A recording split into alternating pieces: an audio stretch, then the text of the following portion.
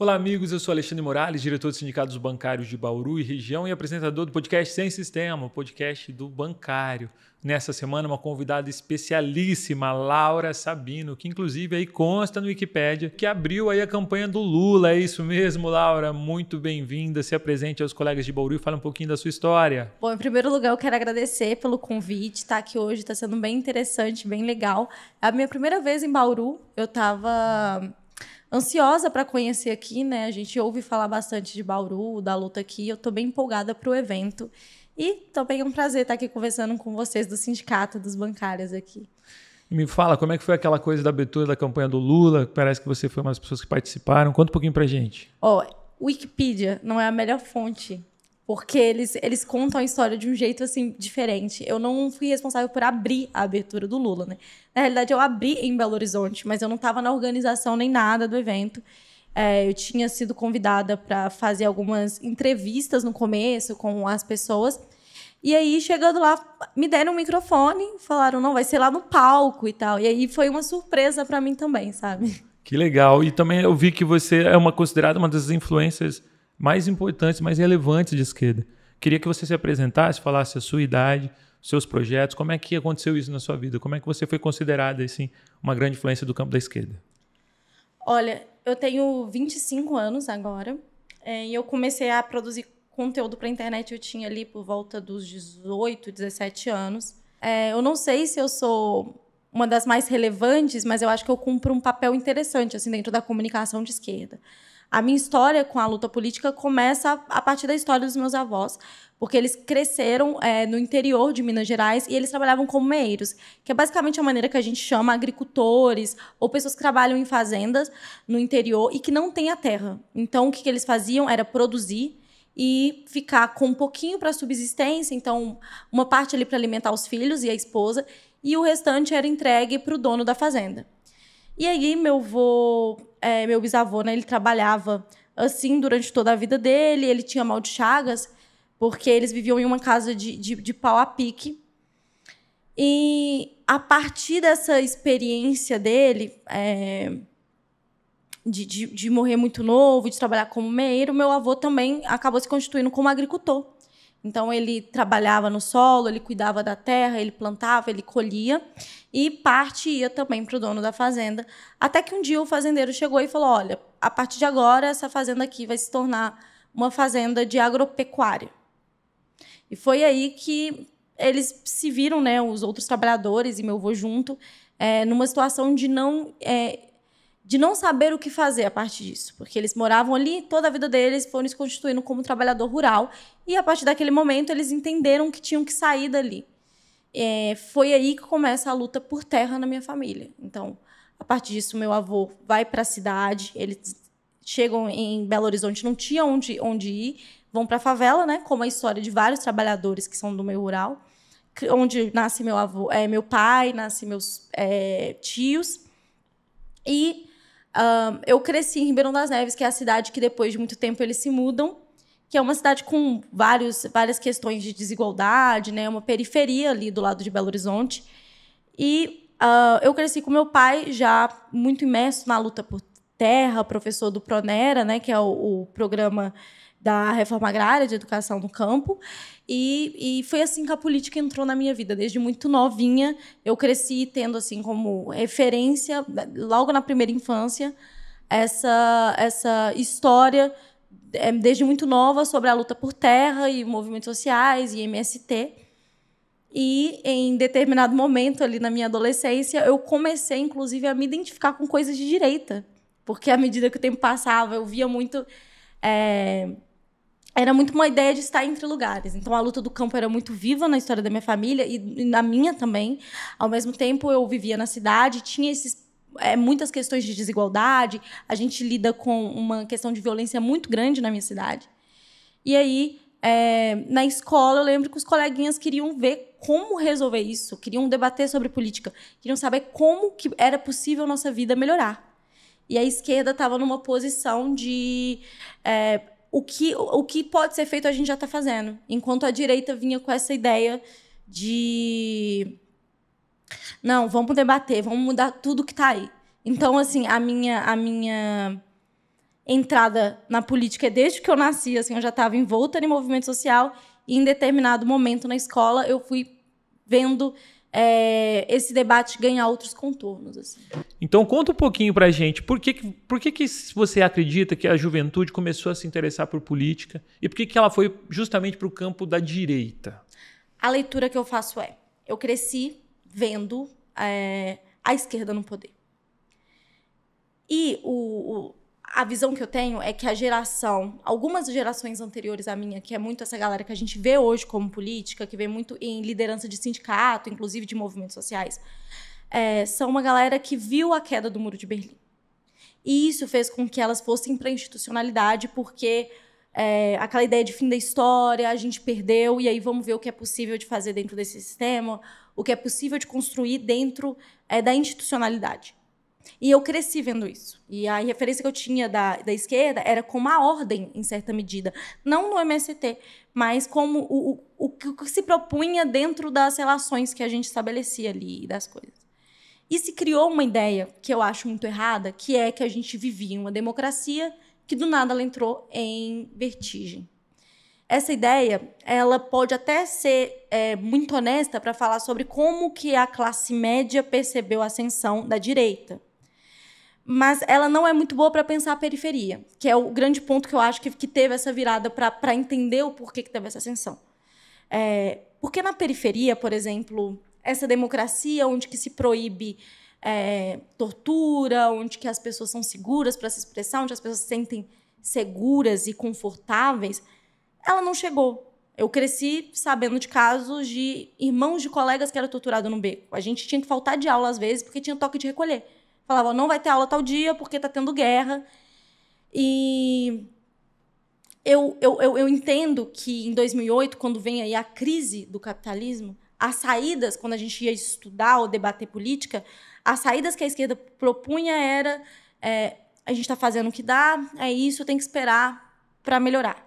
Enquanto a direita foi feroz nesse período. Porque toda vez que acontece uma crise sistêmica no capitalismo, as desigualdades ficam mais aparentes, a luta de classe fica mais clara.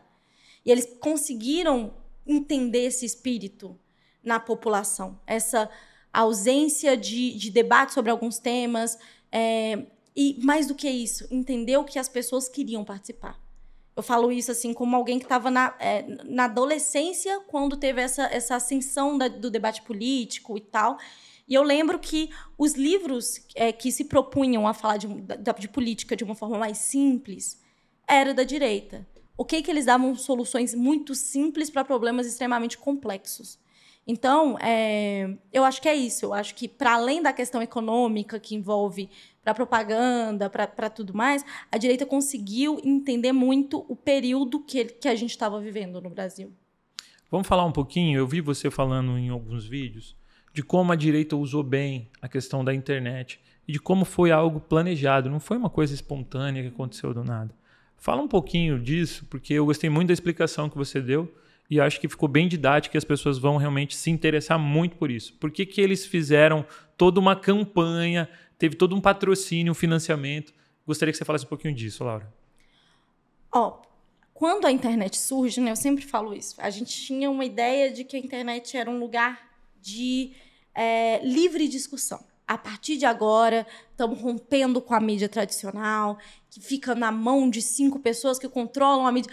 Era um discurso que eu cresci ouvindo e a gente via a internet como um espaço onde que poderia ser propagado ali pensamentos de esquerda e essa ebulição. Só que, a partir do momento em que a internet se populariza, a gente percebe 2 coisas. A primeira é que isso é uma grande mentira. A internet tem dono, sim. A internet hoje, né? Ela é feita por redes sociais que têm donos e que têm interesses políticos. Então, isso vai chegar nos algoritmos já e como que eles foram formulados. E a segunda coisa assim como todo veículo de comunicação, quem tem grana tem mais visibilidade. Foram as 2 coisas assim que a gente percebeu ao longo do tempo. Um escândalo que eu acho super interessante é o da Cambridge Analytica, que é quando, para quem não sabe o que é o escândalo da Cambridge Analytica, eu vou explicar assim de maneira mais rápida. Foi descoberto que o Facebook usava dados das pessoas, dados coletados para fazer campanha política. Não o Facebook, mas que a partir dos dados coletados pelo Facebook e pelas redes sociais, que são dados que, inicialmente, quando a gente aceita lá os termos, é cedido esses dados, essas informações pessoais, como lista de amigos, cidade onde você mora e tal, mas isso inicialmente era pensado para propaganda de roupas, camisas, acessórios, enfim. E aí, qual que é o grande ponto? A internet, que todo mundo achava que era um lugar neutro para debate, se mostrou um território extremamente perigoso, no sentido de que ele consegue produzir uma segmentação que a televisão não conseguia. Eu vou voltar no escândalo da Cambridge Analytica, mas só para explicar isso assim antes. Porque na televisão, quando a gente assiste, sei lá, o programa do Ratinho ou, sei lá, uma novela, o público-alvo é diferente. Né? Você tem ali para a novela um determinado tipo de propaganda e existe uma segmentação de público. Então, para a novela, você vende o brinco que a atriz está usando, as roupas que ela está usando. Agora, para um programa como Ratinho, por exemplo, né, eu estou usando ele como exemplo porque ele reclamava disso. Eu bato a Globo na audiência, mas o que me procura para fazer propaganda é Cogumelo do Sol. Mas é justamente porque era uma ideia de segmentação. O público que assiste Ratinho não vai consumir uma Ferrari, vai consumir produtos com menor poder de compra. Qual que é o ponto? Segmentação. Isso sempre foi usado na rádio e na televisão. Só que a internet, com esse escândalo da Cambridge, que eu vou explicar agora, ele consegue fazer uma segmentação muito maior. E nesse escândalo em específico foram 5 mil dados e informações sobre você. Características do que você pensa, do que você acha, o que você gostaria e qual campo político você se identifica.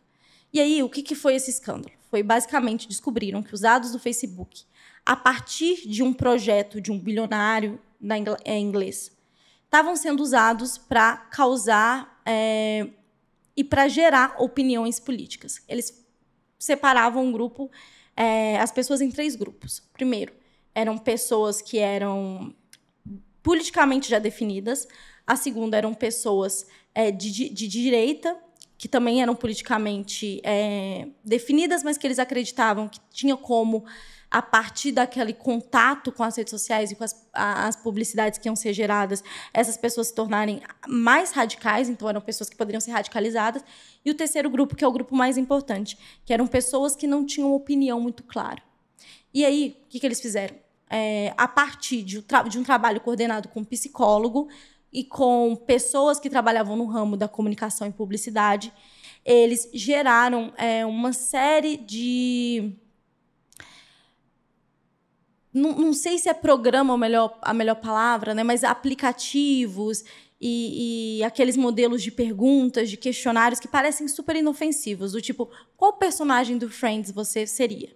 A pessoa aceita participar e responde lá os termos, mas as perguntas eram bem formuladas por esses psicólogos. Era para conseguir traçar um perfil psicológico de quem eram aquelas pessoas. Qual que era a ideia? Para as pessoas que não estavam politicamente muito decididas ainda, eram mandadas para elas as mensagens, um tipo de post, um tipo de informação que fazia com que ela se identificasse como direita. Mas isso não era feito de uma maneira tão clara. Por exemplo, uma pessoa que fala, olha, para mim a família é o que eu mais gosto, ali é o que eu mais me importo, eram mandadas notícias falando de como a esquerda quer destruir a família, por exemplo. Então, o que a gente viu, o que a gente vê na internet, não só não é algo que surge espontaneamente, de maneira pura, como é algo que tem uma equipe pensada para produzir, milhões investidos e, mais do que isso, né, altamente ideológico. É legal porque parece que foi demonizado, né? Para essas pessoas que estavam em disputa aí, você demoniza algumas coisas, algumas pautas que, na verdade, eram pautas de esquerda, você acaba distorcendo, joga para a direita e tudo aquilo que ameaça, que causa pânico moral, você encarrega e distribui para a esquerda.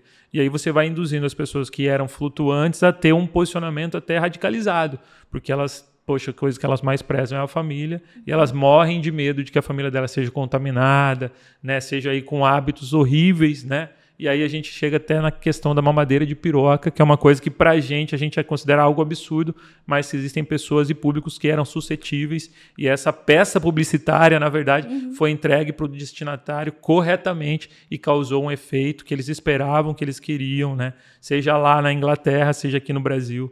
Né? Só muda ali uma coisa ou outra, mas o intuito é o mesmo. Eu gostaria que você falasse também, Laura, da dificuldade de engajamento da esquerda. Por que a esquerda ela demora a engajar na internet? Por que ela não compreende? Mesmo a gente sabendo, algumas pessoas já fazendo esse trabalho que você está fazendo, por que a gente ainda patina? Por que a esquerda não consegue realmente travar um bom combate nas redes? Hoje a gente tem dificuldade, inclusive, de travar um combate nas ruas, mas é algo que a gente sabe o caminho. Ainda não estamos conseguindo fazer, mas a gente sabe como fazer. Nas redes, a esquerda ainda não sabe, ela ainda não aprendeu como dar esse combate?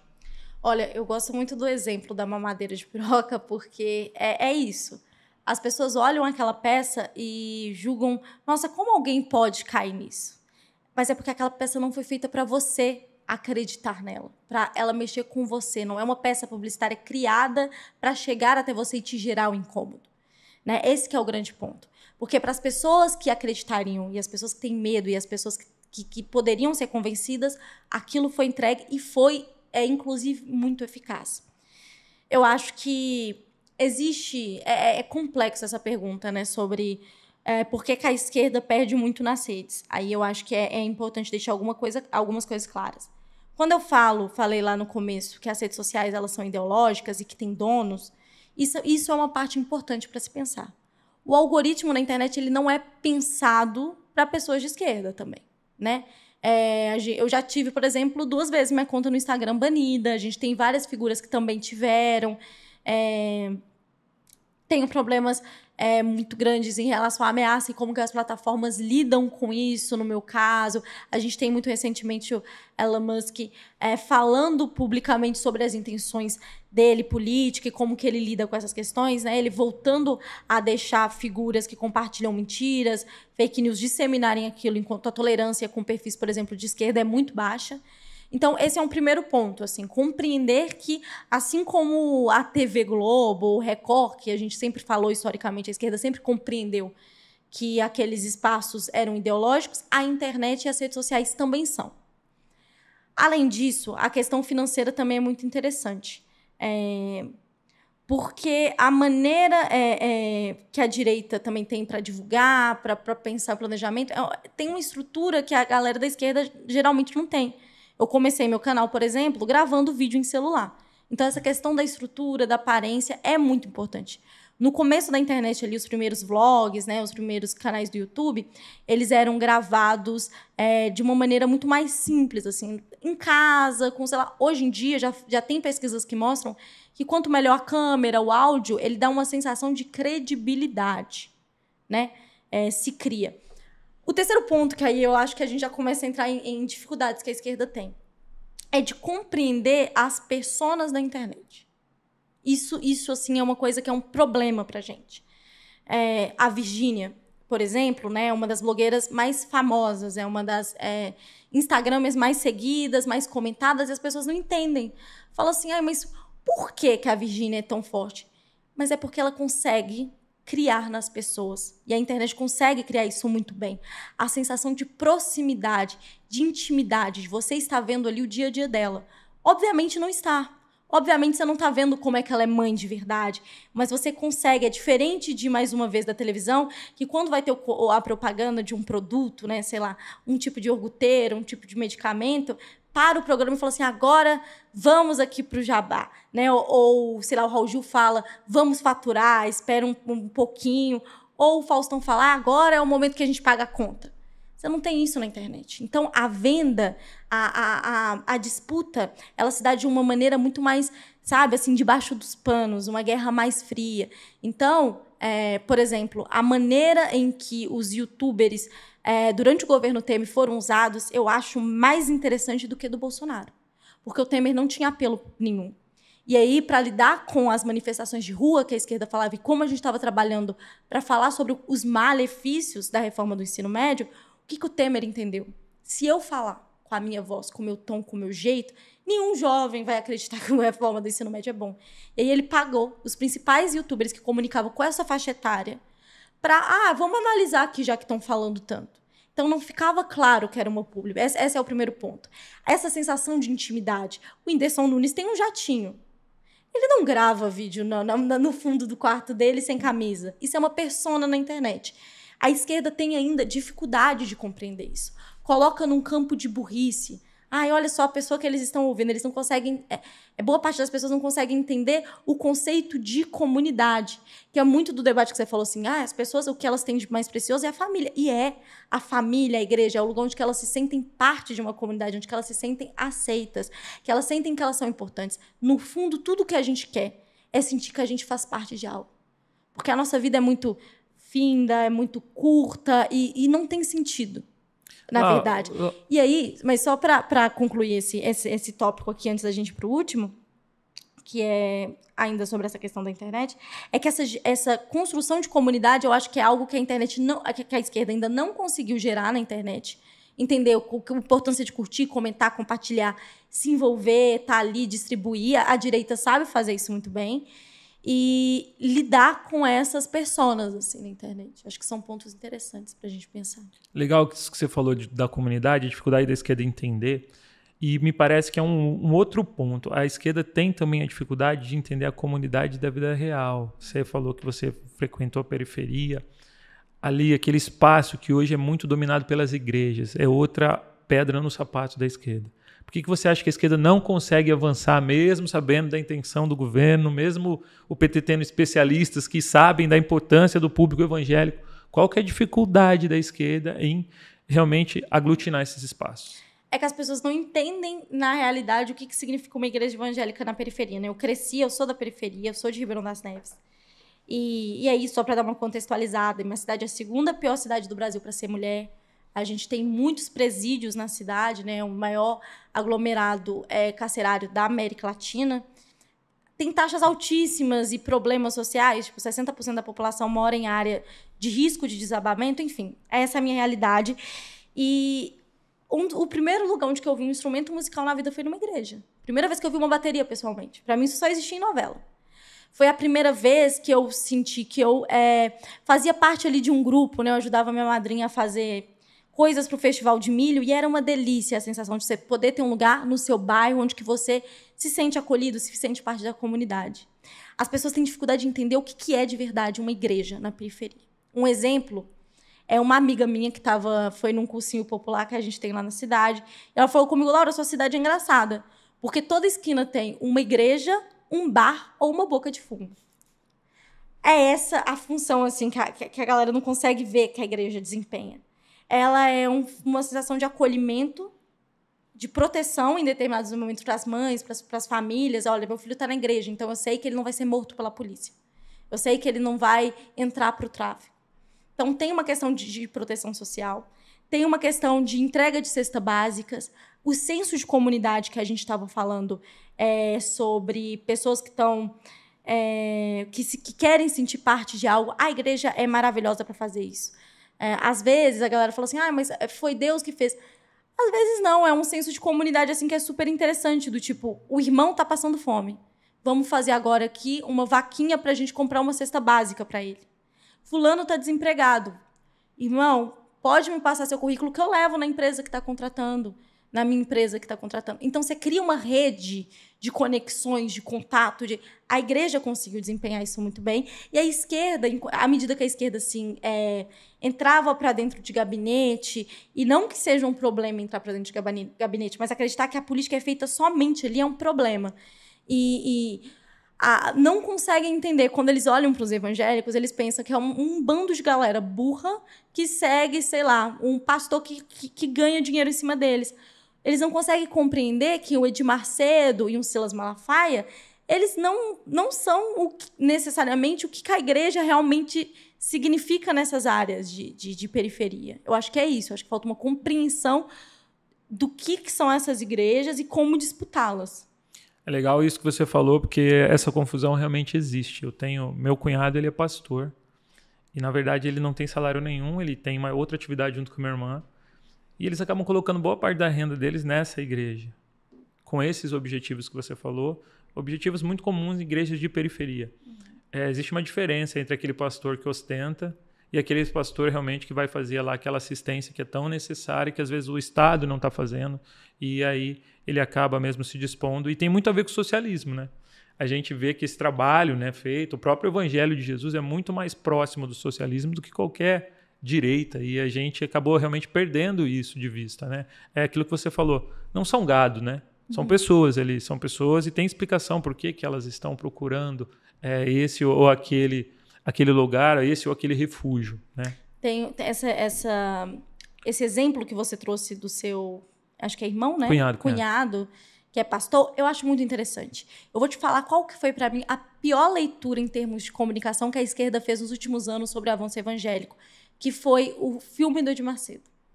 Porque virou uma piada entre a esquerda, do tipo, olha, eles estão pagando aí os cinemas para encher, porque ninguém está indo de verdade, eles estão ganhando o ingresso e não estão indo. Só que, perceba, essa é uma análise muito equivocada. Foi uma das jogadas de marketing mais interessantes que o Brasil viu e a gente estava zombando. Não foi o Edir Macedo que estava pagando esses ingressos. Quem estava pagando eram os irmãos, porque o que ele dizia era: compra um ingresso para você e abençoe com a quantidade que você puder para outros irmãos. Então, esse é o primeiro ponto. Não foi o Edir Macedo que pagou os ingressos para cinema. E segundo ponto, quando eu fui assistir, porque eu fui assistir os filmes no cinema com meu pai falou, não, a gente vai fazer um trabalho de campo, vamos lá assistir. E meu pai conversava muito na fila com as pessoas que estavam. Boa parte das pessoas estava indo pela primeira vez na vida num cinema. E a van parava na porta da casa delas, deixava elas lá, dava o ingresso. E ainda ganhava pipoca para elas dividirem. Mas assim, não era uma para cada, mas eles dividiam. E era a primeira experiência de muitas pessoas no cinema, foi assistindo uma peça publicitária que era o filme do Edir Macedo. É uma jogada brilhante, e ele não pagou nada com o fato, além de ter sido um sucesso de bilheteria, porque as pessoas da Igreja Universal pagavam. E é isso, a maneira de perceber a igreja, de entender como que esses mercadores da fé agem em relação a pessoas que acreditam nisso. Os pastores de periferia que eu conheci, a maior parte é ponta firme. Boa parte, assim, tá com a gente nas ações do cursinho, tá na cozinha comunitária que a gente tem lá na cidade. Eles ajudam, porque são pessoas realmente interessadas com a vida das pessoas. Elas acabam indo muito nesse discurso do Edir Macedo, do Silas Malafaia, dessas figuras emblemáticas, né, R.R. Soares, nas igrejas, mas a realidade é que as pessoas não são burras igual a galera acredita, sabe? Existe um motivo para a senhora se identificar mais com o discurso evangélico a partir do momento em que o filho dela, que está no crack, quem oferece habilitação e conversa, e quem vai lá na casa dela vê como está a situação, é o pastor de bairro. Então, essa diferenciação entre essas figuras grandes, esses mercadores da fé que utilizam e deturpam quem foi Jesus, que deturpam a Bíblia, tem que ser encarada de uma maneira completamente diferente de entender quem está na ponta e quem se descrente. Eu acho que esse é um ponto importante. Legal ouvir de você isso, um recado realmente importante. Outra coisa que você falou foi das pessoas que estão ali fazendo aquele trabalho institucional. Eu gostaria que você falasse um pouquinho. A Laura, pode ser que a Laura venha fazer esse trabalho ou não passa ainda pela sua cabeça isso, Laura? Não, eu não me imagino na política institucional. Eu acho que eu sou mais útil estando em movimentos sociais, ajudando na construção do cursinho, ajudando na biblioteca comunitária e na cozinha popular. Nesse momento, eu não me imagino, assim, sendo bem sincera, eu não acho que isso vá acontecer em nenhum momento. Eu acho que é uma disputa que a gente precisa de fazer. Eu entendo que isso seja necessário, mas eu não me vejo hoje nessa luta de disputa de mandato, sabe? E eu acho que também a esquerda tem se viciado nos últimos anos em coisas, e aqui eu falando esquerda de uma forma genérica, mas para falar assim, a esquerda mainstream, né? Se viciou muito nesse modelo de, olha, o papel das pessoas é de 2 em 2 anos e votar. E aí, durante esse processo, se acontece algo ruim, não pode ter manifestação, não pode ter greve, porque o nosso papel se resume agora de votar em 2 anos. Eu acho isso uma tristeza, porque, historicamente, a esquerda sempre foi que puxou direito social, que puxou as pessoas para as ruas, que incentivou a organização popular. E eu acho que, assim, pós tantas experiências, por exemplo, de governos do PT, eu acho que fica muito claro que existe um limite institucional. Primeiro, quem pode apertar o botão para qualquer momento suspender, então, essas regras. Tá muito nítido de quem que tá nesse colo, quem que tá no colo, esse botão.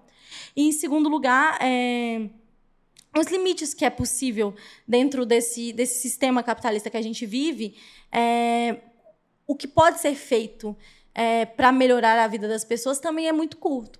Então, eu acho que a gente tem aberto muito mão da disputa social. Eu acho que o meu papel hoje no Brasil é tentar ajudar isso, nessa disputa social. A esquerda ela ficou muito naquela coisa das 4 linhas. Vamos atuar dentro das 4 linhas, vamos fazer o que é possível dentro da legislação, vamos respeitar as regras do jogo. E a tradição da esquerda nunca foi essa, né? E aí quem acabou capitalizando isso foi a própria direita, né? De passar um sinal de ruptura, uma mentira, né? Uma farsa, mas vamos mudar tudo que está aí, vamos acabar com isso daí. E isso foi sempre uma coisa da esquerda. Não, vamos avançar, vamos conquistar. E a gente realmente não está conseguindo isso. Nós chegamos, a social-democracia chegou no seu limite, daí para frente não vai ter vitória. É aquilo que você falou, as crises do capitalismo, elas acabam acontecendo e quem acaba pagando o pato, diferente da Fiesp, são sempre os trabalhadores? Sim, sempre. E eu acho muito pedagógico essa manifestação do nós não vamos pagar o pato. Porque o que estava sendo discutido ali era isso. E, o ponto de ruptura do governo da Dilma foi justamente esse, porque ela cedeu, mas chegou um momento em que ela falou, olha, as bases são sociais e, mais do que isso, já vai acabar ferindo e indo muito além e eu não consigo mais. E aí a Fiesp falou, né, e a direita falou, a gente não vai pagar o pato. Quem paga o pato, historicamente, é sempre a classe trabalhadora, é sempre os pobres, é sempre quem precisa. E é um perigo, assim, a esquerda assumiu uma postura de defesa das instituições, cara. Eu acho extremamente perigoso. Eu acho, em certa medida, até assim, meio suicida. Porque todas as instituições, elas são fundadas com essa ideia estrutural capitalista, é antipovo, sabe? A gente nunca vai ganhar a maioria no Congresso. Inclusive, esse é o tema de um dos próximos vídeos do canal que eu vou soltar. E aí, explicando isso, olha, se a ideia é vamos competir e você chegar à maioria no Congresso, isso não vai acontecer por motivos estruturais, que é o sistema eleitoral foi moldado para a vida das pessoas não ser melhorada de verdade. E quando chega uma crise do capitalismo que escancara a desigualdade, que alguém tem que pagar o pato, fica muito nítido quem que vai pagar. E aí eu acho um problema muito grande a esquerda assumir esse papel de, olha, a gente defende mesmo o STF, a gente defende... porque, na realidade, está claro que isso não vai resolver o problema das pessoas. Sabe? Não vai alterar, realmente, de fato, a vida das pessoas, né? Sim. E é legal isso que você falou, porque o poder econômico faz o poder político. Aquelas regras foram constituídas por homens já corruptos, por homens já que foram introduzidos ali por um poder financeiro que tinha um objetivo e eles estavam conseguindo. Gostaria que você falasse também um pouquinho, Laura, da questão do MST. Parece que a estratégia do MST mudou um pouco. O MST que vinha de uma estratégia de ocupação, agora passa para uma estratégia de produção. Queria saber o que você pensa sobre isso. Olha, eu não sou uma liderança do MST, né? Eu não posso falar pelo movimento. Mas eu acho o MST um bom exemplo de movimento que consegue fazer a disputa da população em vários ângulos, assim, de vários...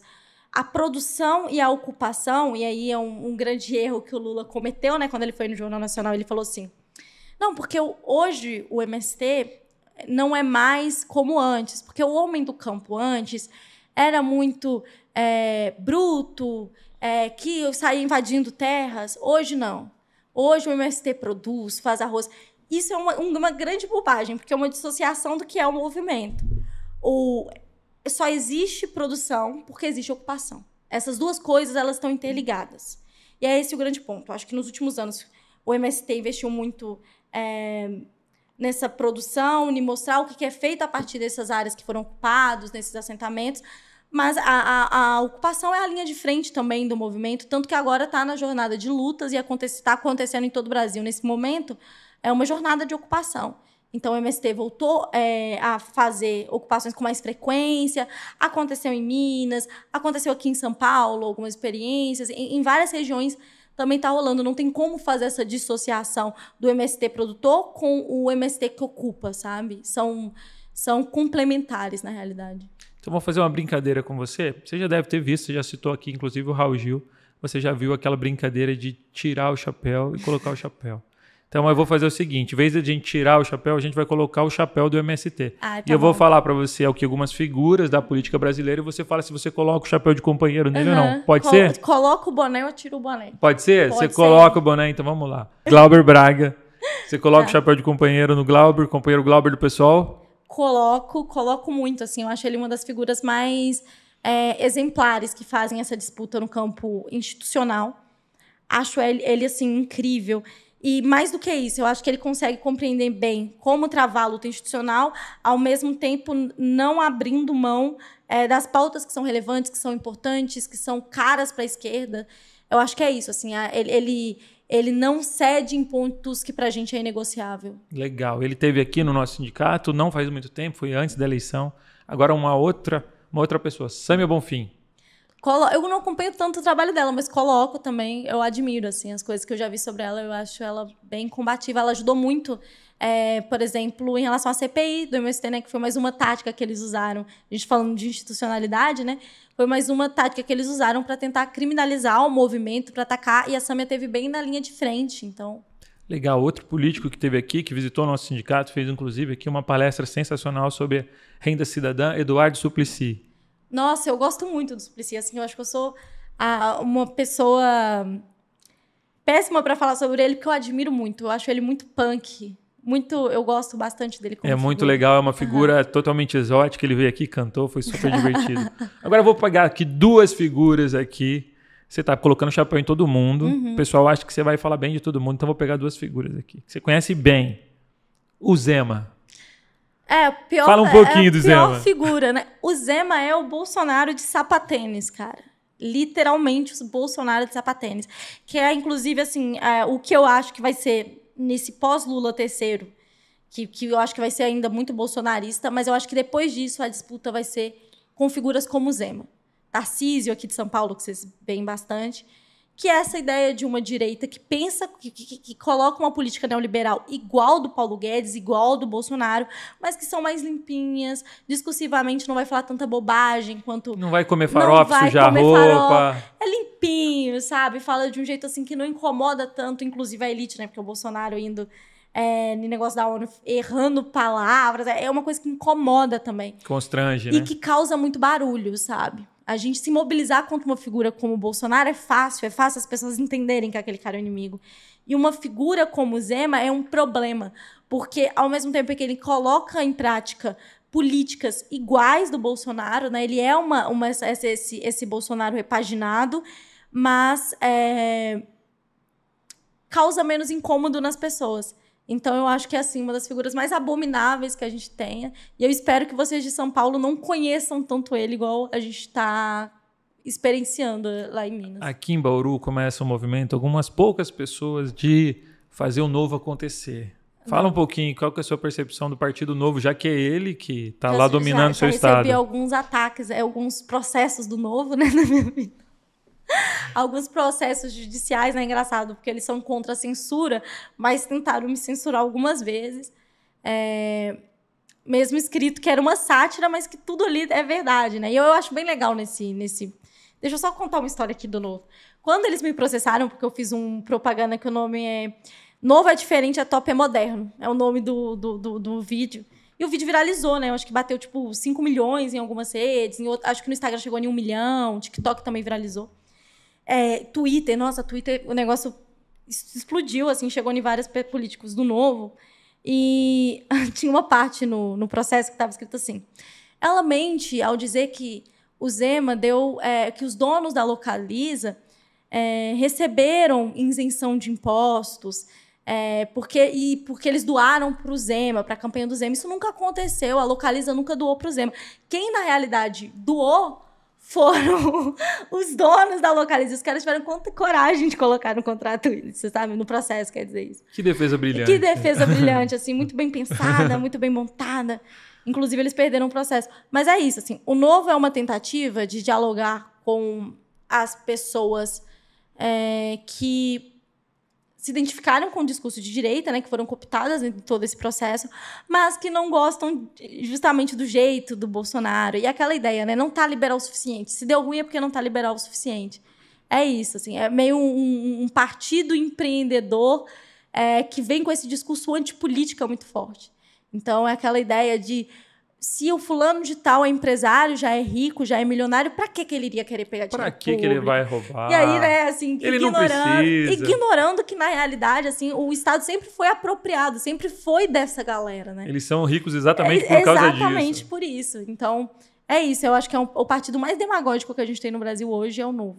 É bom o pessoal de Bauru se ligando, então. Pessoal, não cai nessa conta do Novo, não, porque de Novo não tem nada. Tem nada. Outra figurinha que quero saber se você põe ou tira o chapéu de companheiro. Aécio Neves. Nossa. Você usou aquela camiseta, a culpa não é minha, eu votei no Aécio? Misericórdia, jamais, sabe? Jamais. Nem quando eu li o Olavo de Carvalho eu vou cair nisso daí. Cara, em Minas Gerais foi muito interessante a gente ver o Aécio ganhando proporção no Brasil. Você pode ver que ele nunca ganhou da Dilma em Minas, justamente porque a gente conhecia, né? Aquela música que a gente tem em Minas, né? Quem te conhece não esquece jamais. A gente conhecia o Aécio. Nossa, é uma figura também nefasta. E que eu acho que é interessante toda vez que eu penso no Aécio, porque eu acho que desde lá do Carlos Lacerda, da época do Getúlio Vargas, o Aécio foi o cara que mais jogou o capital político dele no lixo. Porque se ele não tivesse questionado ali as instituições, né, atacado... Cairia no colo dele, a presidência cairia no colo dele na presidência, e eu acho que seria muito difícil depois, inclusive, assim, de alguma pessoa ligada ao campo popular ser eleita. Então, beleza. Agora eu vou passar aqui para a última pessoa que você coloca o tira o chapéu. Nicolas Ferreira. Nossa, que susto. Eu pensei que você ia falar Geraldo Alckmin. Sério, eu tava aqui, ó. Não vou te colocar nessa saia justa. Não vou te colocar nessa. Não vou te colocar. Você fez aí uma similaridade aí entre as pessoas que eu falei e Geraldo Alckmin. Por que você fez essa... O que você pensa a respeito do companheiro? Fala um pouquinho do companheiro aí. Tem algumas coisas em comum, né, na trajetória aí. O jeito que o Aécio lidava com o professor, o jeito que a gente vê que o Alckmin também lidava. Mas não vou falar do Alckmin aqui. Então vamos pro Nicolas. O Nicolas, cara. O Nicolas... Cara, eu acho que vocês ainda não têm noção do que o Nicolas é na política, cara. Ele é um perigo para a política. Essa questão dos evangélicos, por exemplo, ele capitaliza muito bem isso. Ele faz tour indo em igrejas, lá em Minas Gerais. Ele roda indo e ele se diz de direita, conservador, evangélico. Enfim, todos esses estereótipos, ele se veste e ele tem essa comunicação muito direta com as pessoas. Eu acho ele um perigo, cara. Assim, eu acho ele uma figura muito nefasta. Eu sou doida pra dar uma porrada nele. Eu já falei isso publicamente. É verdade que você chamou ele pra briga? Nossa, eu sou doida pra sair na mão com o Nicolas, assim. Tipo, tenho muita vontade. Como eu acho que não vai rolar, né? Eu acho que cabe aí debates e coisas assim. Será que não, aquele pessoal que tá contratando o Bambam e Popó não vai... Ele já falou publicamente que não e tal. Que ele acha... Então você não vai entrar nesse desafio. Ele iria... Ele arregou, foi isso? Ele arregou. Ele arregou. Deixa eu te falar, nós estamos no 1º de maio, não tem como a gente não falar. Hoje a imprensa está noticiando que o Lula está entregando pouco, que na verdade esse governo não tem muito o que mostrar e que os trabalhadores estão um pouquinho frustrados. Eu queria que você falasse um pouquinho da sua sensação, a sua expectativa que você teve para esse governo. É claro que tem as limitações que você já esperava, porque você já falou, para mim está claro, social-democracia não é isso que vai salvar a vida dos trabalhadores. Mas fala um pouquinho do que você está achando aí desses... início de governo Lula, praticamente, 2 anos de governo Lula, quais foram os pontos fortes, os pontos fracos, suas frustrações? Queria que você fizesse uma análise pra gente aqui. Antes, eu já quero explicar uma coisa, tá? Eu fico vendo as pessoas quando vão fazer críticas ao PT, principalmente do meu campo, né, galera marxista, fala muito assim, vamos falar sobre o fato do Lula ser conciliador, do Lula não fazer revolução. Eu não vou entrar nesse mérito, porque, sendo bem sincera, eu nunca esperei isso do PT, não se propõe a isso. E ele nunca vendeu isso também. Nunca se propõe, e não dá para dizer que ele enganou as pessoas em relação a isso, porque o 5º mandato do PT está muito nítido, assim, os limites e as questões. O próprio partido coloca isso, eu acho que é bem nítido. Eu acho que não é nenhuma crítica honesta, já nessa altura do campeonato. Agora, eu tenho críticas, falando dos trabalhadores, com a maneira que está sendo encarado a questão de ceder, sabe? Porque correlação de forças ela se dá justamente porque tem relação de duas forças diferentes sendo disputadas. Eu não estou vendo os trabalhadores nesse momento. Assim. Não estou conseguindo ver pautas muito importantes que para a gente são muito caras e que eu acho que são mais importantes, inclusive, do que um ato simbólico. E eu não estou dizendo aqui que esse ato simbólico não foi importante, por exemplo, subir com pessoas diferentes para tomar posse. Eu acho isso um ato bonito, eu acho que dá uma imagem muito importante. Legal, representatividade, mas só isso não... Mas aí que tá, eu acho que do ponto de vista econômico, que é para mim, o mais importante, eu acho que não está sendo feito o que deveria. A gente tem reforma do ensino médio, que é um grande ataque aos professores, que é um grande ataque aos alunos, que é um grande ataque ao futuro do Brasil. Não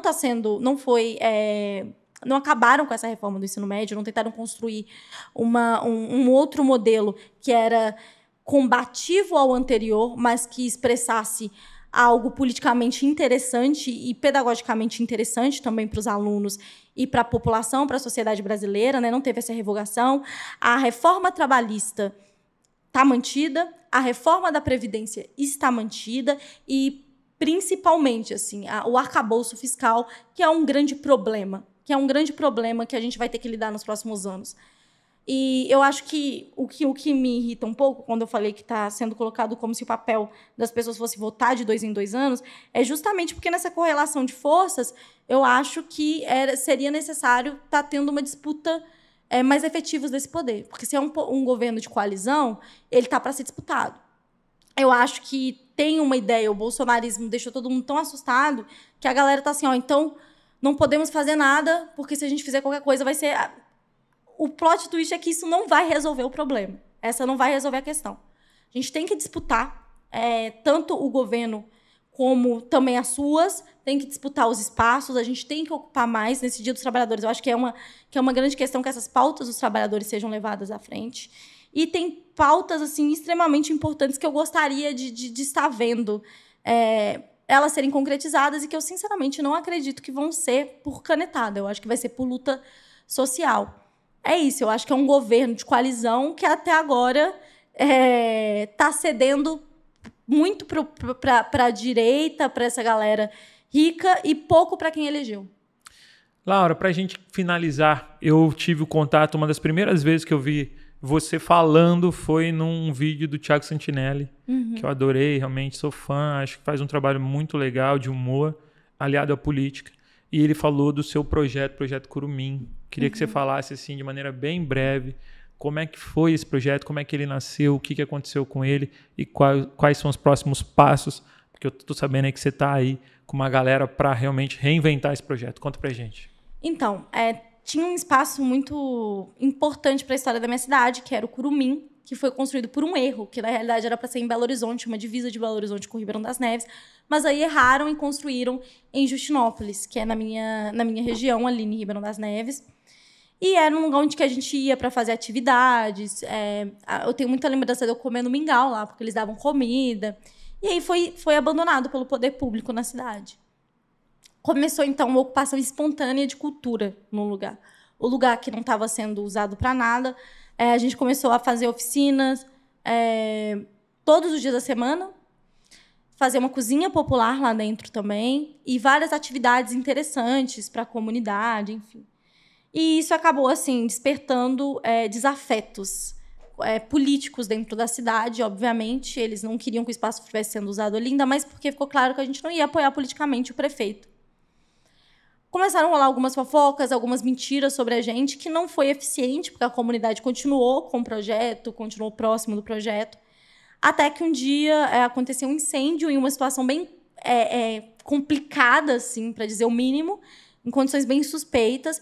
Uma das questões é porque, por exemplo, direto a gente tentava entrar em contato, já que era um espaço público, para pedir que fosse feito a capinagem do lugar. E a gente nunca conseguia que a prefeitura fosse lá. Demorou 6 meses para eles colocarem uma cerquinha no espaço.